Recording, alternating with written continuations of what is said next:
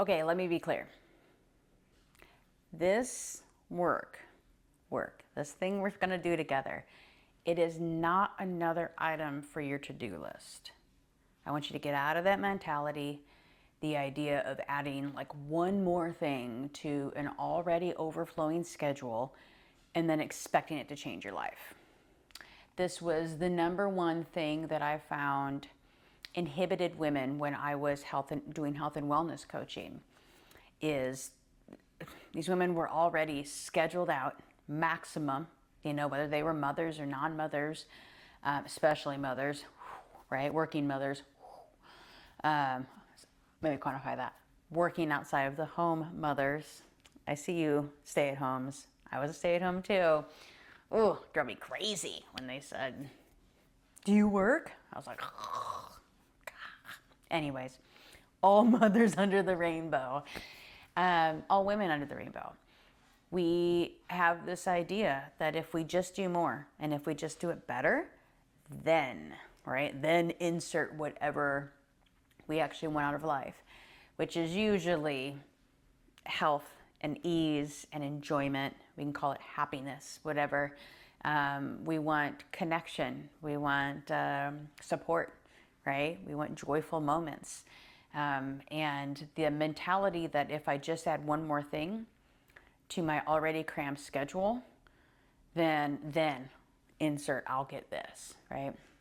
Listen, we live disconnected from ourselves and from life, because both of those things, however connected we are to ourselves, is how connected we actually are to our lives. We'll keep digging.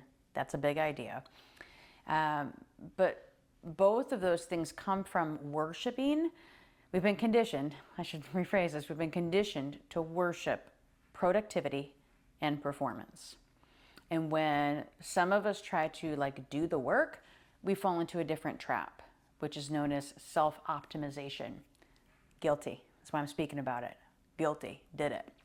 Where you're always trying to improve or to fix or to upgrade yourself. But this isn't that. And so it's going to require a different mindset than what you've likely brought to other things in your life. This one is a much slower pace and mindset, and it's also a lot more honest.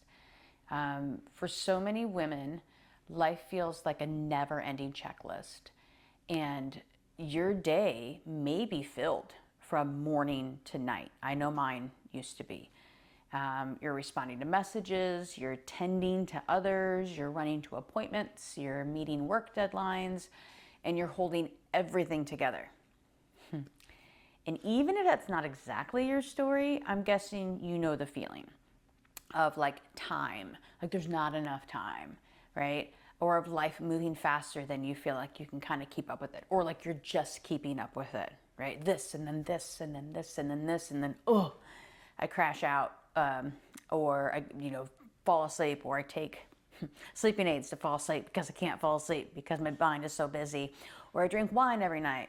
That was me, in order to relax and to downshift, right? I know this well because I lived it. I lived it. One thing to the next, and the next, and the next. And so I'm here being that voice, that sister voice that you may not have in your life, and one that really speaks plainly. It's my specialty. I do not beat around the bush. If your sense of self-worth has become tangled up in your ability to perform and to produce, that was me, then it makes sense that you've lost touch with yourself, right? When you're constantly moving from one thing to the next, there's no space to connect to yourself or to anything. This work moves at a different speed. Just putting that out there.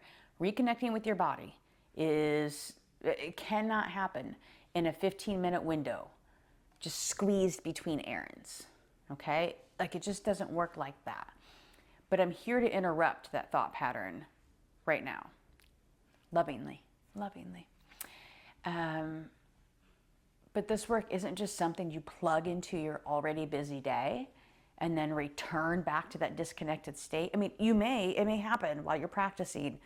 This is not meant to point fingers or bring shame upon this process.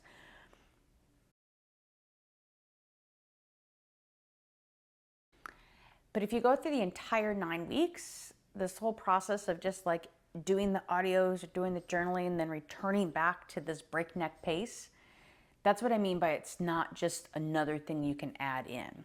You're going to have limited effectiveness of this work if that's the mentality you take to it. Okay, so just putting that out there. Because this work, it actually asks you to reassess your day. Like it asks you to create space and to get curious about how much of your life is being driven by proving your worth. Yeah, damn it. Because the truth is, disconnection isn't just about what you're not doing. It's actually about the speed and the structure of how you're living your life. And it's about how we've learned to be distracted at all times. It's very socially acceptable and almost expected to be disengaged from the present moment. The culture unfortunately encourages that. So this is going to feel really different, but on purpose. If it feels weird, you should probably do it. We're going to say that over and over and over again. It's one of my favorite original, I will have you say, I'll have you know, taglines. If it feels weird, you should probably do it, because if it feels weird, you're shifting patterns. And that's what this entire course, everything I will put out on ReBody is about, shifting held patterns, okay? So what feels comfortable is not working because you're listening to me right now. And so it's going to feel weird or uncomfortable as you shift what you've already been doing, okay? So we hold that, we accept that, we'll remember that, I'll remind you of it. You know, for years I coached women in health and nutrition, and most of them came to me wanting to lose weight, eat better, and feel better in their bodies. And in the beginning, I was a very technical coach. I was actually trained specifically in sports nutrition and behavior change. So I gave them everything they needed to succeed, right? The macros, the timing of macronutrients, the cycling of them all. And a lot of them came to me on that self-optimization mentality. And they followed. The ones that followed what I told them to do, they succeeded. They got abs. Their bodies became lean. They loved how they looked in their bikinis, right? But you know what I noticed? They actually didn't feel better. They weren't happier. They weren't more connected to themselves.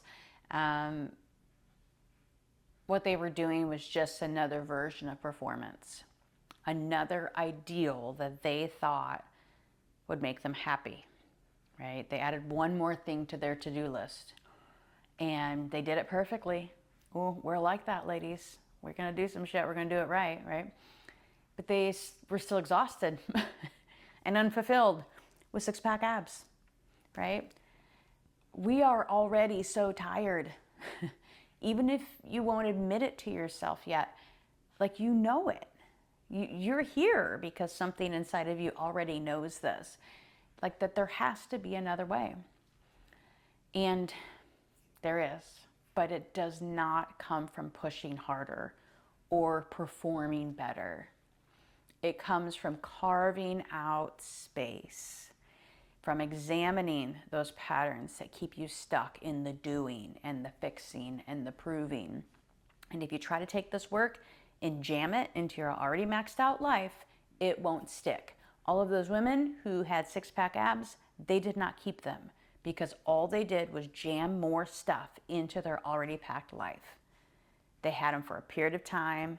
They thought they were bitching, and then they couldn't sustain it because they were already doing too much. All right. it won't that kind of work doesn't transform you. And that's what we're looking for here. We're looking to do work that transforms you so that you're not always having to think about doing the work, but over time, you're just living the work. You're living this connection. That's the idea. That's the deeper stuff, right? This isn't another task to do. It's a return. It's a return to your own rhythm and to a return to your actual needs. And when that happens, when you learn how to hear your body, how to trust yourself, and how to feel like truly good in your own skin, then the rest starts to fall into place. And it's not because you're forcing it. It's actually because you're relaxed and it flows from like who you are. You perform better because you're connected, and you show up fully because you're fully resourced, not the other way around, right? That's the shift, and that's the power. And yeah, so stay with this. I promise you, I wouldn't be here unless it was worth it.